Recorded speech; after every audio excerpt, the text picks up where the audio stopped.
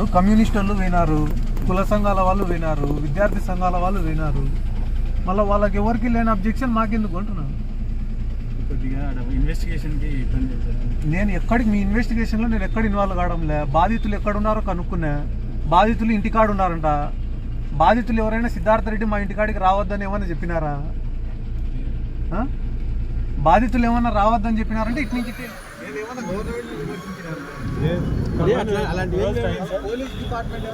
అలాంటివి ఏం లేవు సార్. మీరు ఎప్పుడైనా రావచ్చు. మీరు రిక్వెస్ట్ చేసుకునేది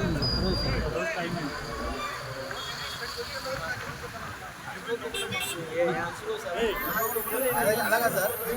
మాకు అనుకోకుండా ఇన్స్ట్రక్షన్ సార్. అంతే ఏం చెప్తారు సార్. ఆయనకు సార్ అంతే వాళ్ళతో మాట్లాడతా సార్. నేను అర్థం